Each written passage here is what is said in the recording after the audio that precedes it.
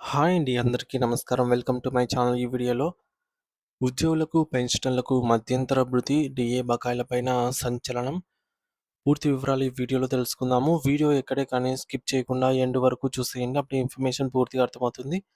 అలాగే వీడియో చూస్తున్న ప్రతి ఒక్కరు లైక్ చేయండి ఫ్రెండ్స్. ఈ వీడియోని తోటి ఉద్యోగ, పెన్షనర్ మిత్రులతో షేర్ చేయండి.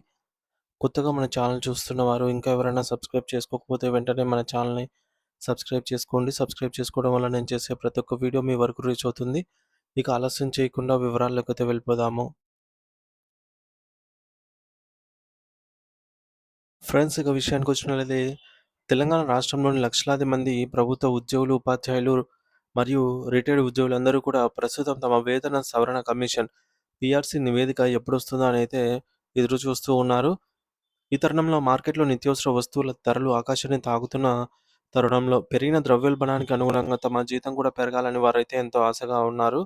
ముఖ్యంగా కేంద్ర ప్రభుత్వం తన 8వ వేతన కమిషన్ సిఫార్సులపై జరుపుతున్న కసరత్తును చూస్తూ ఉంటే, రాష్ట్రంలో కూడా రెండో పీఆర్సీ త్వరగా అమలు కావాలనే డిమాండ్ ఉద్యోగ వర్గాల్లో బలంగా వినిపిస్తోంది. సాధారణంగా తెలుగు రాష్ట్రాల చరిత్రలో ప్రతి 5 ఏళ్లకు ఓసారి లేదా ఓసారి వేతన సవరణ అయితే చేయడం జరుగుతుందనమాట. 5 ఇయర్స్‌కి ఓసారి. మరి అయితే తెలంగాణ రాష్ట్రం ఏర్పడినప్పటి నుంచి ఇప్పటికి 2 సార్లు పీఆర్సీ కమిషన్‌ను నియమించడం జరిగింది.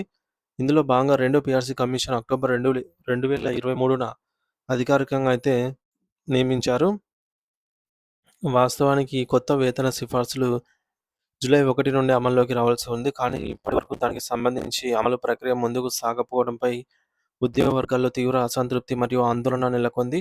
గడువు ముగిసినప్పటికీ అమలు కాకపోవడమే కాకుండా పెండింగ్‌లో ఉన్నటువంటి బకాయిలు ఎప్పుడొస్తాయో తెలియని పరిస్థితి నెలకొంది. అయితే పీఆర్సీ ఏర్పాటు చేసిన ప్రారంభంలో ఉద్యోగుల ఆర్థిక ఇబ్బందులను కొంతవరకు తగ్గించేందుకు ప్రభుత్వం ఈ మేరకు 5% మధ్యంతర భృతి ప్రకటించిన విషయం మనందరికీ తెలిసిందే. కానీ ప్రస్తుత ధరల పరిస్థితులకు ఈ యొక్క 5% అనేది ఏమాత్రం సరిపోదని ఉద్యోగులు భావిస్తూ ఉన్నారు. మరోవైపు పీఆర్సీ నివేదిక సమర్పించాల్సిన గడువును కూడా ప్రభుత్వం 6 నెలల పాటు పొడిగిస్తూ నిర్ణయం తీసుకుంది. దీని ప్రకారం సెప్టెంబర్ 30, 2026 వరకు కమిటీ నివేదిక సమర్పించడానికి సమయం అయితే ఉంది. ఈ గడువు పెంపు వల్ల ఉద్యోగుల్లో అసహనం కట్టలు తెంచుకుంటోంది. ఎందుకంటే నివేదిక ఆలస్యమైతే జీతాల పెంపు కూడా మరింత కాలం వాయిదా పడుతుంది కాబట్టి.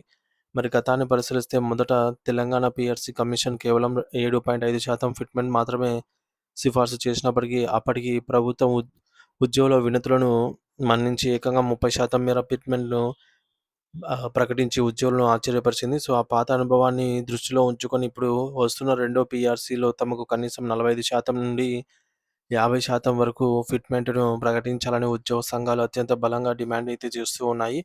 ఇక ఉద్యోగుల వేతన నిర్మాణంలో 1978వ సంవత్సరంలో కృష్ణస్వామి కమిషన్ ప్రవేశపెట్టినటువంటి మాస్టర్ స్కేల్ అనేది ఇప్పటికీ అత్యంత కీలకమైన అంశంగా అయితే ఉంది.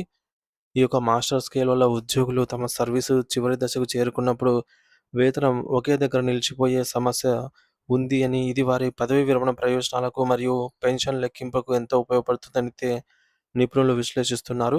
ఇదిలా ఉంటే ప్రస్తుతం రాష్ట్రంలో పెండింగ్‌లో ఉన్నటువంటి డీఏ బకాయిలు కుప్పలు తెప్పలుగా పేరుకొని పోవడంతో అటు పనిచేస్తున్న ఉద్యోగులకు, ఇటు పెన్షనర్లకు దిక్కుతోచని స్థితి ఏర్పడింది.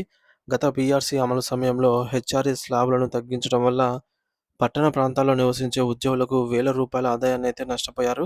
అందుకే పాత హెచ్ఆర్ఏ స్లాబులను పునరుద్ధరించాలని మరియు పెండింగ్‌లో ఉన్నటువంటి అన్ని డీఏలను వెంటనే విడుదల చేయాలని ఉద్యోగ సంఘాలు పట్టుబడుతున్నాయి. ప్రభుత్వ వర్గాల నుంచి అందుతున్నటువంటి సమాచారం ప్రకారంగా ఉద్యోగుల వేతన సవరణ విషయంలో మన పక్క రాష్ట్రమైనటువంటి కర్ణాటక అనుసరిస్తున్న విధి విధానాలను తెలంగాణ రాష్ట్ర ప్రభుత్వం పరిశీలిస్తున్నట్టుగా తెలుస్తోంది. కర్ణాటక తరహాలో మోడల్‌ను ఇక్కడ కూడా వర్తింపజేస్తే ఉద్యోగులకు ఎంత మేర మేలు జరుగుతుందనే దానిపై కసరత్తు జరుగుతోంది. మరి ఏదేమైనప్పటికీ కూడా పీఆర్సీ నివేదిక అందిన తర్వాతే కొత్త వేతనాల విషయంలో ప్రభుత్వం ఒక తుది నిర్ణయం తీసుకునే అవకాశం అయితే ఉంది. రాష్ట్ర కేబినెట్ సమావేశాల్లో కూడా ఉద్యోగుల వేతనాలు, పెన్షనర్ల బకాయిలు మరియు డీఏ చెల్లింపుల అంశాలను అత్యంత ప్రాధాన్యత ఉన్న విషయాలుగా అయితే పరిగణిస్తూ ఉండటంతో త్వరలోనే ఏదో ఒక శుభవార్త వింటామని ఉద్యోగ లోకం ఆశగా అయితే ఎదురు చూస్తోంది.